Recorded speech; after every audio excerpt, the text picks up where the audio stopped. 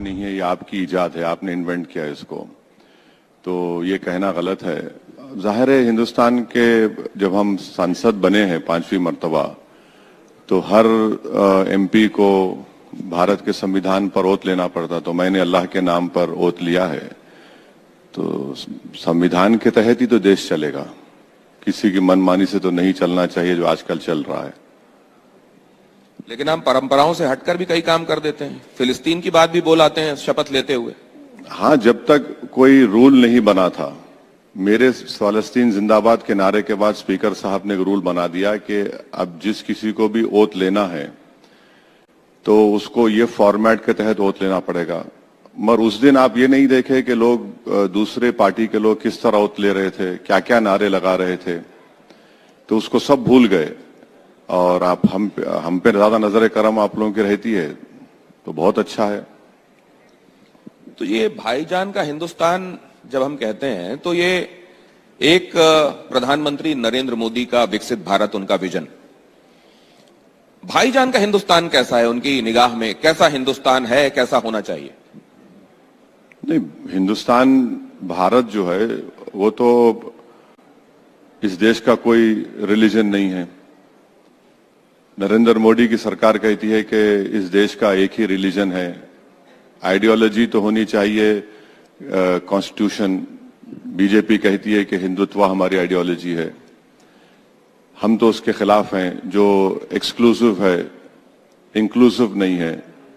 तो फर्क यही है हम में और जो आज सरकार में है, जो रूलिंग पार्टी है या जो भी है।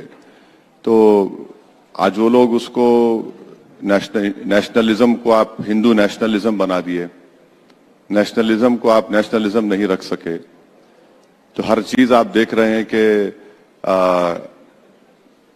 कोई जाकर ईद भी नहीं मना सकता। दिल्ली के उत्तम नगर में खून की होली खेली जाएंगी मुसलमानों से कहा गया, और दिल्ली में हुकूमत, लॉ एंड ऑर्डर किसके पास है? एमएचए के पास है।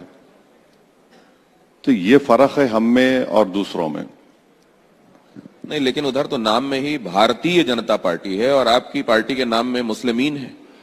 नहीं, मगर आप ये नहीं देखते कि अगर कोई पॉलिटिकल पार्टी बनती है तो उसको इलेक्शन कमीशन के पास लिखकर देना पड़ता है कि वो भारत के संविधान पर उनको अटूट भरोसा है। आप ये भूल जाते कि शिवसेना हो गई, एनसीपी हो गई, बीआरएस है, अकाली दल है, ऐसे कई पार्टियां हैं। मगर इलेक्शन कमीशन में पार्टी के रजिस्ट्रेशन के लिए जो फॉर्मेट है वो ये है कि भारत के संविधान पे आपको अटूट भरोसा रखना पड़ेगा।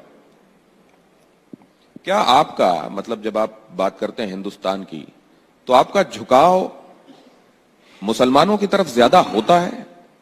क्योंकि परसेप्शन यही है। नहीं, भारत में मुसलमान कोई मार्स से तो नहीं आए ना। नहीं, लेकिन एक तरफ पड़ला क्यों झुका रहे? बराबरी का क्यों ना रहे? नहीं, चांद से तो नहीं आए, इसी जमीन के हैं। मैं तो कह रहा हूं कि आप और हम डीएनए कराते हैं। मेरा डीएनए आपसे ज्यादा निकलेगा भारत के लिए, बता रहा हूं आपको। आप वाले जीन सीक्वेंसिंग भी देख लिए क्या? हाँ, देख लिए, करा देंगे, जेनेटिक टेस्ट करा लेंगे। तो ये जो बोलना कि भारत ये भारत का वैसा, और ये जो भारत तो सबका है ना। आज जो लोग हमको भारत से मोहब्बत सिखाने की कोशिश कर रहे हैं वो तो सन 57 की जंग आजादी में कहीं पर नजर नहीं आए। आज जो हमसे पूछ रहे हैं वफादारी का सर्टिफिकेट, काला पानी की सजा में तो सबसे पहले अगर कोई काला पानी की सजा में गया तो हैदराबाद से मौलवी इस्माइल थे, सबसे पहला आदमी, वहीं पर उनकी मौत हो गई। तो ये तो अब सत्ता में रहकर आप सबसे सर्टिफिकेट का मुतालबा कर रहे हैं, तो वो अलग बात है। नहीं, पूरी दुनिया में जब भारत को एक उभरती हुई ताकत के तौर पर देखा जा रहा है, एक ग्रोइंग पावर जिसका सब एहतराम कर रहे हैं, वैसे में आप कई बार भारत के अंदर लोकतंत्र पर भी सवाल खड़े कर देते हैं, अल्पसंख्यकों की स्थिति पर भी सवाल खड़े कर देते हैं। जमीनी हकीकत क्या है? वो छवि जो भारत की दुनिया भर में बन रही है, या जिसका जिक्र आप करते हैं वो? तो पहले आपके सवाल में दो पार्ट हैं। पहला पार्ट का जवाब देता हूं। अमेरिका का डिप्टी सेक्रेटरी भारत में आके बोलता है कि हम भारत को चाइना की तरह उठने नहीं देंगे। कौन है भाई गोरी चमड़ी वाला जो भारत में आकर बोलता है उठने नहीं देंगे? उसके बाप का भारत है जो यहां पर आकर बोलकर चला गया और हम लोग कुछ बोल नहीं सके उसके बारे में। हम भीख मांग रहे हैं अमेरिका से कि हमको 30 दिन का वेवर दे दो, हम ऑयल खरीदेंगे। ये भारत है जिसकी आप बात कर रहे हैं। ईरान में गड़बड़ हो गई तो आपने कह दिया कि ठीक है अब आप खरीद लो रशिया से ऑयल। कौन है भाई वो बोलने वाला हमको हम रशिया से ऑयल खरीद लें? आप बताइए कि कहां गया हमारी गीरत, हमारा हमियत, कहां गई सब चीजें? ये इस पर कोई ने कुछ नहीं बोलता। हम पांच दिन के बाद ईरान पे हमला हुआ, 5 दिन के बाद हम लोग जाकर कंडोलेंस देते हैं। आज हम ईरान से बोल रहे हैं कि भाई हमारे 2 शिप 3 शिप छोड़ दो। पाकिस्तान, बांग्लादेश, जापान, चाइना को तो डायरेक्ट उनके कश्ती निकल जा रही है, हमारी नहीं निकल रही है। शायद होगा 4-5 दिन के अंदर। ट्रंप हमको बोल दिया 2018 में ईरान से ऑयल मत लो। आपको मालूम यूको बैंक में 60,000 करोड़ हमने जमा करवाए थे। ईरान से हम ऑयल ले रहे थे और ईरान यहां से पैसों को लेकर नहीं जा रहा था, यहां से सामान खरीदकर भारत से लेकर जा रहा था। आज हम वो भी नहीं, हमने ट्रंप बोला गोरी चमड़ी वाला कि हम, ट्रंप ने कह दिया कि आप मत खरीदो रशिया से, हम नहीं खरीदेंगे। ट्रंप ने कह दिया खरीद लो, हम खरीद लेंगे। नुकसान किसको हो रहा है? आज आप देख लीजिए, आज हम बासमती चावल हमारा पोर्ट में अटका हुआ है। फ्रूट जो जाते थे रमजान में गल्फ को, वो नहीं जा पा रहे हैं। आज हमारी कश्तियों को अफ्रीका से जाना पड़ रहा है, इंश्योरेंस उनका बढ़ गया है। तो फिर आप बताइए फिर कैसे होगा ये? और दूसरी बात, आप आपका सवाल का दूसरा हिस्सा, मेरे को एक बात बताइए, उत्तम नगर में क्या मुसलमानों को ईद मनाने के लिए हाईकोर्ट जाना पड़ता है? उत्तम नगर में आप घटनाओं का सामान्यीकरण नहीं करते? सुन तो लीजिए, अरे सुन तो लीजिए। दूसरी बात, आपने बात की वहां पर कश्ती में बच्चों ने रोजा खोला। एक वीडियो तो दिखा दीजिए टीवी 9 पर कि उन्होंने हड्डी डाली है पानी में। और कौन सा कानून है जो कहता है कि खाना नहीं खाना? और जो पूरा सूरज आकर गंगा में गिर रहा है उस पर आपके मजहबी जज्बात को तकलीफ नहीं होती? अच्छा, मेरे मजहबी जज्बात क्या क्या होगा? मैं भी रोजा रहता हूं, क्या मैं कह रहा हूं कि सबसे कुछ खाना मत खाओ, कुछ पानी मत पियो, क्योंकि मेरी आस्था है? मैं तो ये नहीं कह रहा हूं ना किसी से। नहीं, लेकिन आपने पहले नहीं सुनिए, आपको तो पहले बोलना नहीं चाहिए था कि मैं ये सब कर रहा हूं, आपने बोल दिया। मगर मैं आपसे ये तो नहीं कह सकता ना कि सर आप जब तक आप मेरे सामने पानी मत पीजिए। ये कौन सा ऐसा माहौल बना दिया जा रहा है कि आपकी आस्था इंपॉर्टेंट है, मेरी नहीं है? नहीं, आपने 2 चीजें। अच्छा, और एक चीज सुन लीजिए, ये कौन सा पुलिस का इंस्पेक्टर है जो कहता है कि जिसको ईरान जाना ईरान चले जाओ? सुप्रीम कोर्ट के जज ने कहा कि उनकी बेटी की दोस्त मुसलमान थी, उसको घर नहीं मिलता है। सुप्रीम कोर्ट के जज ने कहा उनकी बेटी की दोस्त मुसलमान है, उसको घर नहीं मिलता है। आप उठाकर देख लीजिए, यही तो सब हो रहा है ना। तो आप दुनिया भर अच्छा, में... फिर इलाहाबाद हाई कोर्ट ने कहती है कि प्राइवेट प्रॉपर्टी में आप नमाज पढ़ सकते, क्या आप किसी और धर्म के लोगों को रोक सकते? ये इलाहाबाद हाई कोर्ट ने कहा। इन शॉर्ट ये बता रहा हूं कि ये हाल देश का है। मैं ये कह रहा हूं आपसे कि आप घटनाओं का सामान्यीकरण क्यों करते हैं? कुछ एक घटनाओं को आप ये क्यों कहते हैं कि ये तो पूरे कुएं में भांग घुली हुई है? कुछ एक घटनाओं के आधार पर आप ये कह सकते हैं क्या? आप देखिए बाकी जगहों पर मुसलमानों की स्थिति देखिए, भारत में उनकी स्थिति देखिए, कि आपको ये फर्क समझ में नहीं आता? नहीं, क्या मैं क्या कोई किराएदार हूं यहां पे? वहां क्या हो रहा है, यहां क्या हो रहा है, मुझे क्या करना है? मैं देश का हूं ना, देश मेरा है, मैं देश की बात करूंगा। आप मुझे क्यों ले जाकर मिलाते दूसरी जगहों से? मेरे अब्बा दादा तो वहां से नहीं आए। लॉ एंड ऑर्डर वाली सिचुएशंस में भी वो जो हिंदुओं से जुड़े हुए मसले होते हैं उनमें आप उतने मुखर नहीं होते हैं। आप उन मुद्दों को जरूर पकड़ लेते हैं जहां पर आपको ये लगने लगता है। जैसे आप उत्तम नगर की घटना का जिक्र कर रहे हैं, आप गंगा में हड्डी फेंके जाने के संदर्भ में भी उसका जिक्र भी इस तरीके से कर रहे हैं। आपको वो बात बुरी नहीं लगी? आपको ये नहीं लगा कि इतने सारे हिंदू उससे आहत होंगे? सुनिए, एक वीडियो नहीं है उन बच्चों ने गोश्त खाकर हड्डी फेंकी, ये कहानी बनाकर डाल दी गई। नहीं तो फिर आप ये भी कह रहे हैं कि अगर ऐसा किया है तो गलत क्या किया है? दूसरी बात, तो गंदे नाले आके मिल रहे हैं। नहीं, दूसरी बात, कौन सा कानून है बताइए? आप संविधान की बात कर रहे हैं ना, कौन सा कानून है कि गोश्त नहीं खाना वहां पर? कौन सा कानून है बताइए आप। भावनाओं को आहत करने वाला अरे कानून है? नहीं, देश धार्मिक भावनाओं नहीं, को आहत करने वाला नहीं, कानून है? बिल्कुल नहीं, देश भावनाओं से नहीं चलता। आप अपने आप को कॉन्ट्रडिक्ट कर अरे ये दिए। तो कानून है। अरे आप धार्मिक भावनाएं किसी की आहत नहीं कर सकते। अरे गंगा जी, गंगा मेरे- माँ मेरे हिंदुस्तान दोस्त, के लिए, भारत देखिए, के लिए, हिंदुओं के लिए, सनातनियों के लिए क्या है, ये आपको बताने की जरूरत है असद भाई? बताने की जरूरत नहीं है, मगर देश कैसे चलेगा? देश कैसे चलेगा? मेरी भावना क्या क्या होगा? रमजान के 30 दिन में रोजा था तो शराब की दुकानें बंद नहीं की आप। तो आप ये कह रहे हैं कि अगर हड्डी फेंकी भी गई तो सही किया गया? सुनिए एक मिनट, इस क्यों शराब की दुकान आपने बंद नहीं की? क्योंकि शाम में 7 बजे आपको पीना है, वरना नहीं पिए तो आपका मूड आउट हो जाता है। क्या मैंने कहा कि शराब की दुकानें बंद कर दो? तो आप ये कह रहे हैं कि जो नहीं, रोजेदार सवाल- हैं उनमें इतना संयम नहीं है कि दुकान खुली होगी तो जाके नहीं लेंगे, नहीं पिएंगे? नहीं, चीख मत मारिए, चीख मत मारिए, आराम से बात करिए, सुनने तैयार हूं। ब्लड प्रेशर बढ़ जाएगा, पानी पी सकते, पीजिए आप। सुन तो लीजिए, वो बच्चों ने कौन सा कानून का उल्लंघन किया और आपने एफआईआर में उनको बाद में लिख दिया लाइफ जैकेट पहने हुए हैं, कश्ती आपकी है, लाइफ जैकेट मुझे दे रहे हैं। आपने कहा कि उन्होंने उस कश्ती का वो कर लिया, बगैर जबरन लेकर चले गए। संभल का एक मामूली इंस्पेक्टर बोलता है, इलाहाबाद के हाईकोर्ट के जज ये कहते हैं। आप देश को संविधान से चलाइए। नहीं, अब मैं दूसरी बात आपसे जानना चाहूंगा। आप दो बातें इसमें कह रहे हैं। एक तो कह रहे हैं कोई वीडियो नहीं है, उन्होंने ऐसा नहीं किया। नहीं क्या? दूसरे आप ये कह रहे हैं कि अगर ऐसा हो भी गया तो क्या ऐसा हो गया कि उसमें इतना हाय तौबा होनी चाहिए, आप ये कह रहे हैं? मेरी एक बात सुनिए, आप सनातनियों की बात कर रहे हैं। पूरा सीवरेज गिरता है गंगा के अंदर, बड़ी बड़ी क्रूज चलती हैं, उसका गंदगी गंगा में गिरती है, उसकी आपको फिक्र नहीं है। कोविड के जमाने में लाशें तीर रही थी, जब इंसानियत कहां गई? ये इन दोनों घटनाओं की आप तुलना कर अगर रहे हैं। आप असद भाई एक चीज आपके सामने मैं रख रहा हूं। मेरी मां मान लीजिए कहीं बैठी हुई हैं और मैं अपने पैरों को वहां से मान लीजिए निकाल रहा हूं, उनको मेरा पैर लग गया, मैंने उनके पैर छू लिए वापस। एक होता है मैं उनसे ये कहूं कि मेरे पैर तो तुमको आते जाते लगते रहते हैं, तो कोई बात नहीं है, फिर पैर लग गया।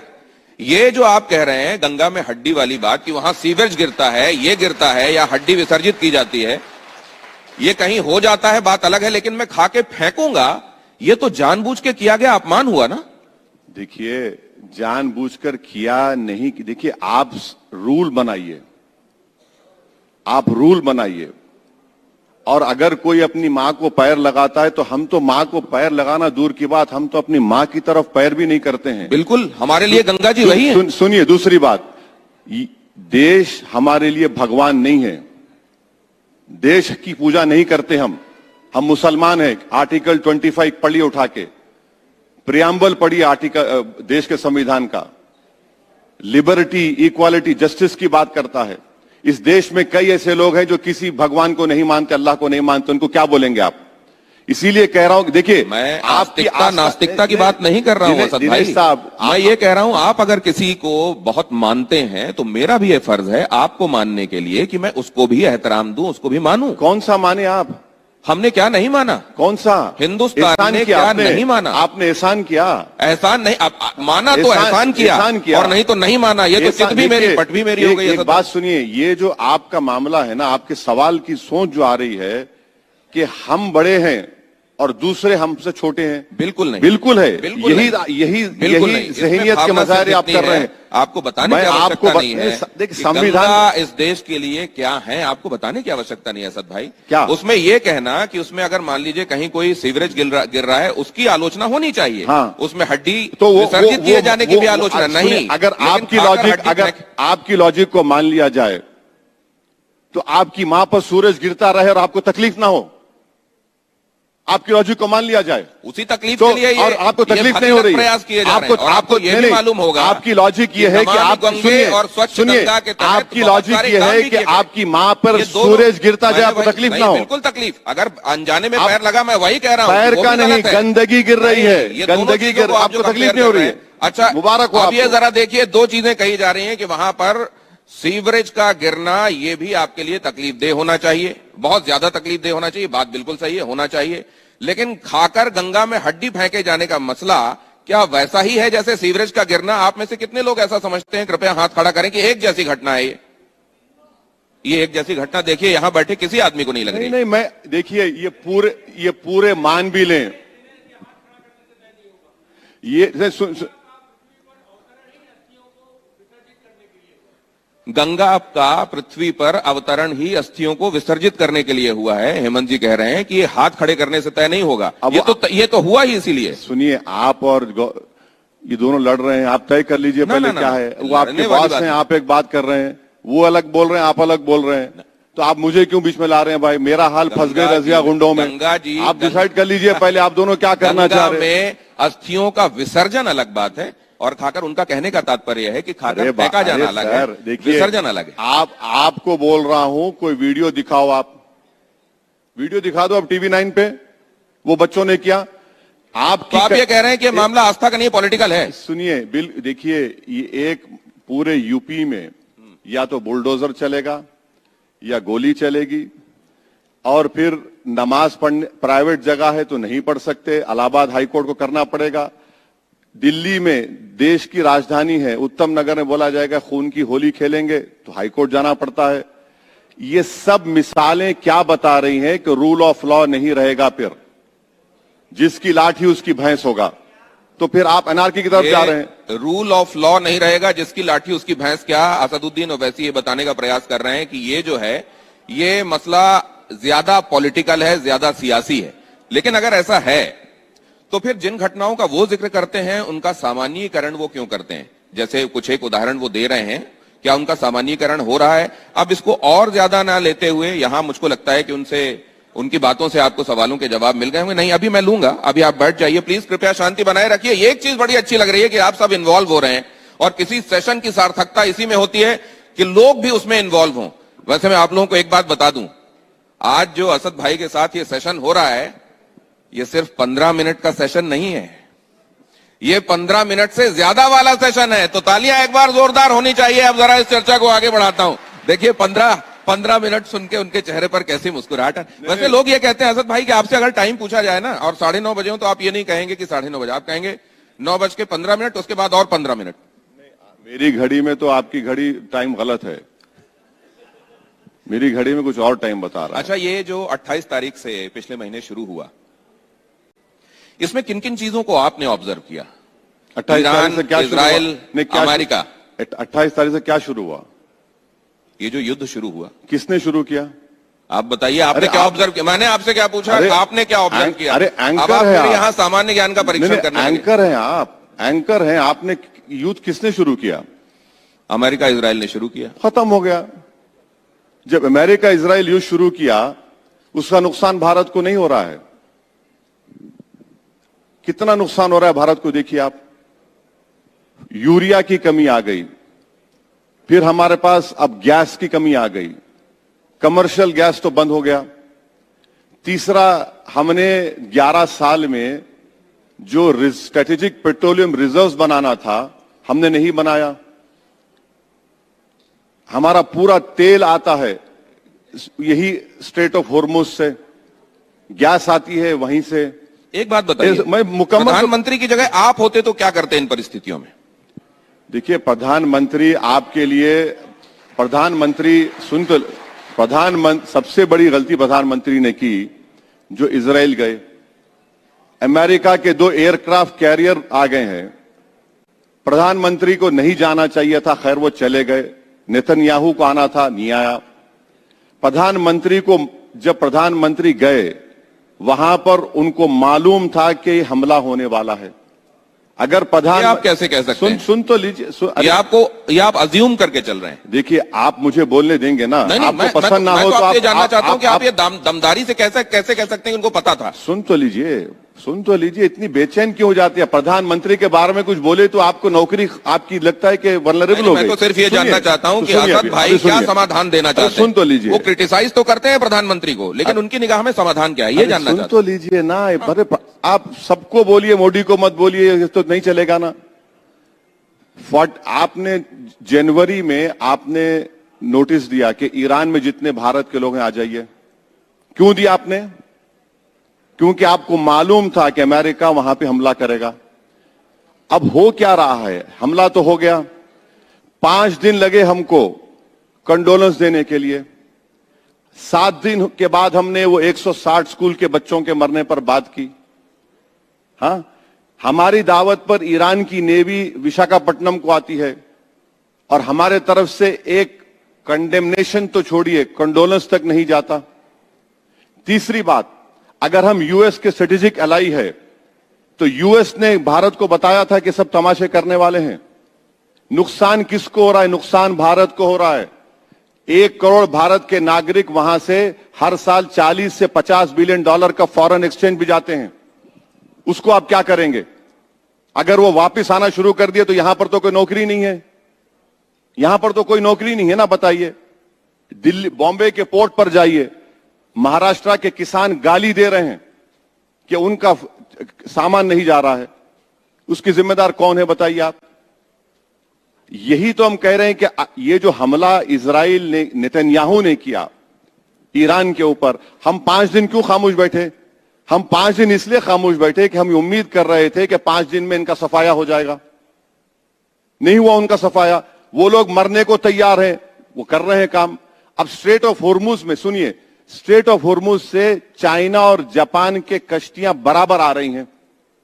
हमारी इंस्टॉलमेंट पे 2-2, 3-3 आ रही हैं।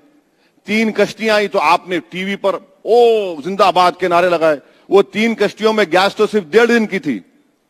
11 साल में नरेंद्र मोदी की सरकार ने गैस का कोई स्ट्रेटेजिक रिजर्व बनाया नहीं। असद सर, पेट्रोल का सुनिए, पेट्रोल का क्रूड ऑयल का कितना है? क्रूड ऑयल का आईईए बोलता है 90 डेज। प्रधानमंत्री का कल का स्टेटमेंट देख लीजिए, 5 दिन का है सिर्फ हमारे पास रिजर्व। तो ये जंग से नुकसान तो भारत को ज्यादा हो रहा है, हमारी इकोनॉमी मुतासिर हो रही है। अगर $1 बढ़ता है, कितना करंट अकाउंट डेफिसिट बढ़ेगा बताइए? अब आज क्रूड ऑयल की कीमत क्या है? तो मैंने आपसे ये जानना चाहा था भाई, देश के प्रधानमंत्री इन सब बातों को गौर कर लेते और वो इजराइल को नहीं जाते। अच्छा, अब तक देश के प्रधानमंत्री अब मैं आपसे कुछ नहीं, आपकी मुझे सुन ये इजराइल ने ऑन रिकॉर्ड का, सर आप बात कीजिएगा, पूरी बात कीजिएगा। देखिए, आप मुझे बुलाए हैं मेरे सुनने के लिए, आपकी बात तो सुनने नहीं आया। आपकी बातों में ही कुछ जोड़ना चाह रहा हूं। मत जोड़िए मेरी इजराइल बात, ने ये बात ऑन रिकॉर्ड कही है कि प्रधानमंत्री जब आए उस वक्त तक ये डिसाइड नहीं था कि ये युद्ध होने वाला है। एक बात बताऊं आपको झूठा साबित कर दूंगा मैं। TV9 के वो तमाम वीडियोस निकाल दूंगा मैं और सोशल मीडिया पे डाल दूंगा कि आप लोग चला रहे थे, युद्ध होने वाला है। आपको मालूम तो मोदी को नहीं मालूम।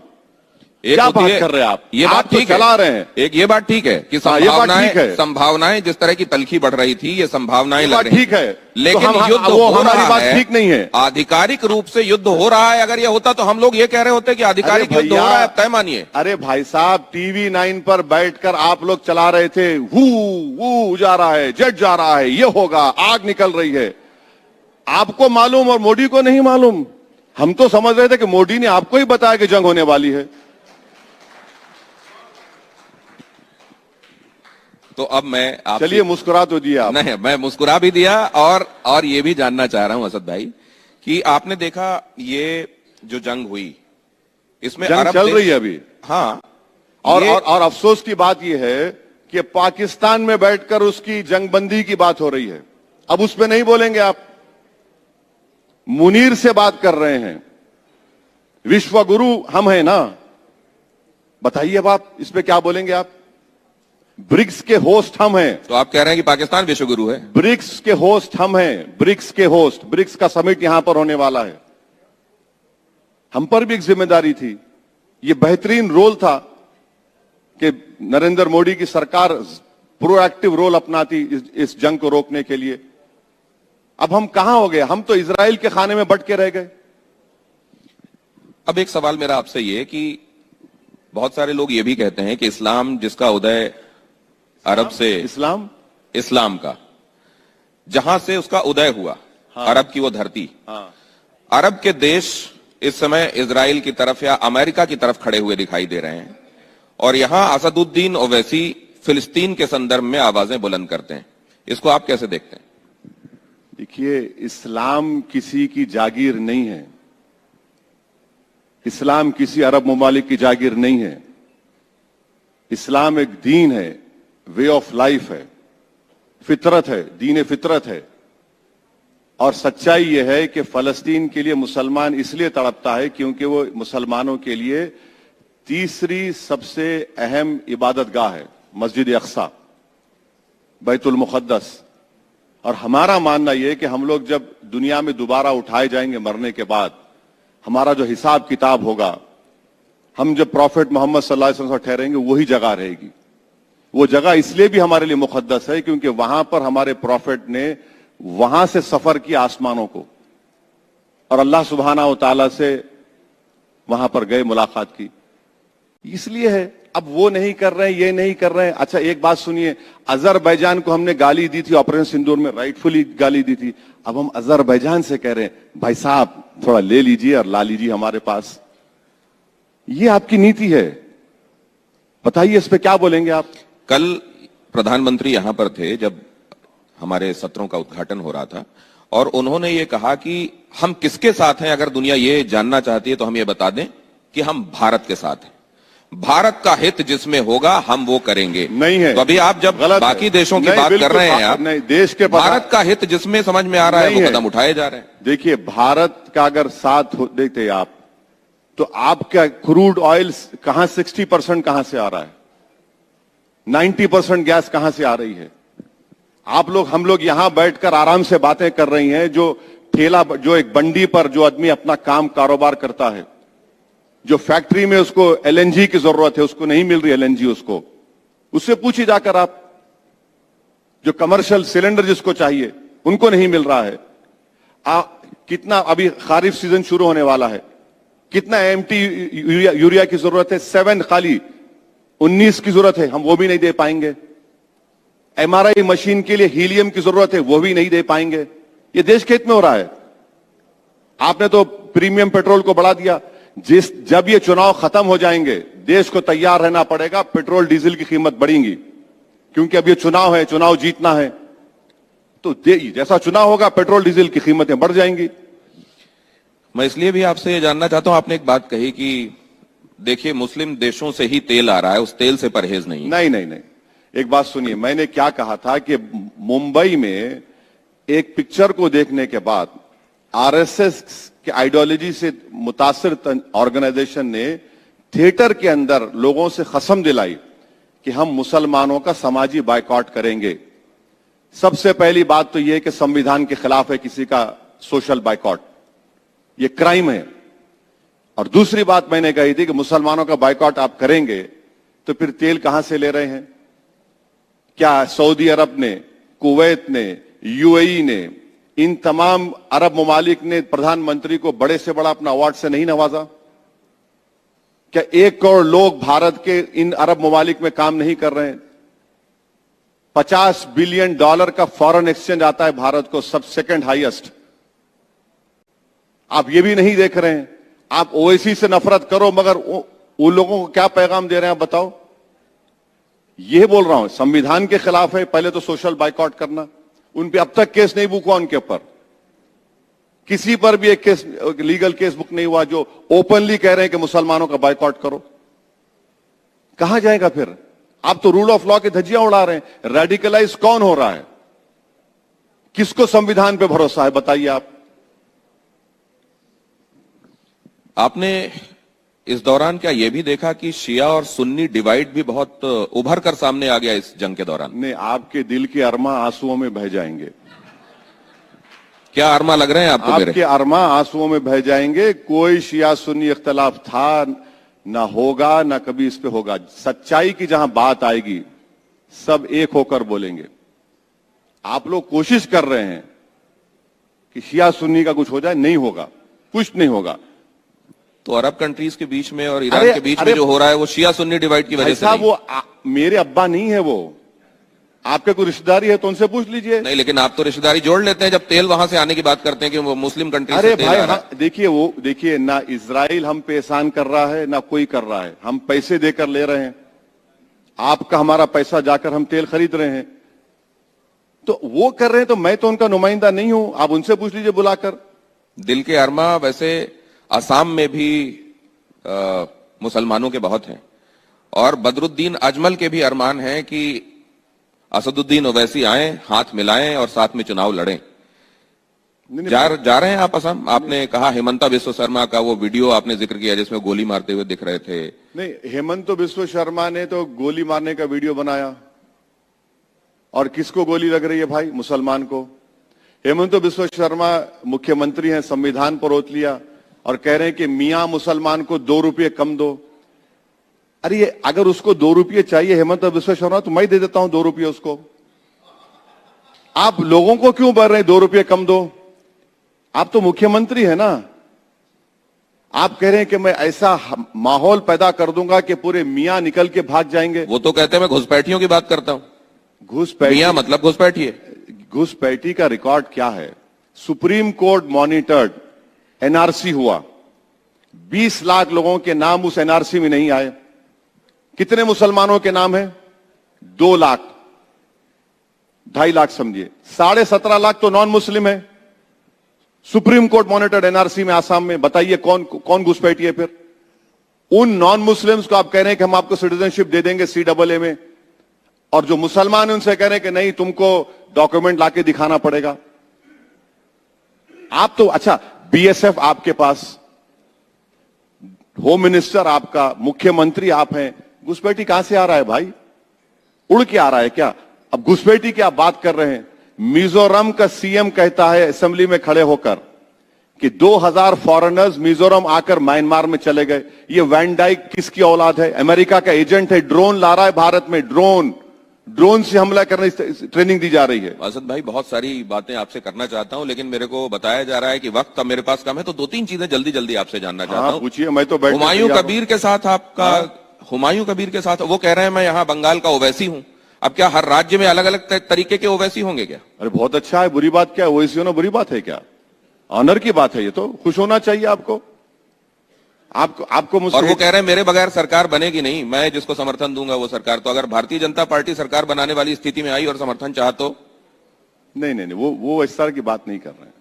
बीजेपी को हराने की बात भी कर रहे हैं। बीजेपी को हराएंगे, वहां पर बीजेपी को हराएंगे, टीएमसी को भी हराएंगे, अपने जो कैंडिडेट्स उनको कामयाब करेंगे, उसको करेंगे। देखिए, ममता बनर्जी का जो मामला है, जो आप लोग नहीं बता रहे हैं, 5 लाख ओबीसी सर्टिफिकेट कैंसिल हो गए मई 24 में, उसमें ज्यादातर मुसलमानों के हैं।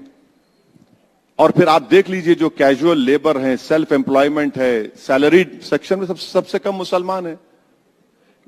वर्ल्ड हेल्थ ऑर्गेनाइजेशन का जो लिमिट है, पानी के नीचे, जमीन के जो पानी जो है मालदा मुर्शिदाबाद में, सबसे ज्यादा आर्सेनिक वहां पर है। मैं देखा हूं वहां के महिलाओं के उंगलियां, आप देखें, निशान देखें, बीड़िया बना बना कर वो लोग परेशान है। तो कुछ हुआ नहीं, ये लोग सिर्फ ठेकेदारी करते हैं। आपके ये मुद्दे बड़े कंसर्न वाले हैं, और आप ऐसा करें कि कुछ ऐसे गठबंधन बनाएं, कुछ ऐसे गठजोड़ बनाएं कि आप आखिरकार सत्ता तक पहुंचे और लोगों के लिए काम कर पाएं। ये फिजिबल क्यों दिखाई नहीं? अभी आप यहां पर अखिलेश यादव आए हुए थे हमारे सत्ता मंच में, उनसे हमने पूछा कि अब आने वाले चुनावों में तो ओवैसी साहब आपके साथ होंगे, अगर वो आपके दरवाजे पर मान लीजिए गठबंधन की बात लेकर आते हैं, तो आपका क्या इसमें रिएक्शन होगा?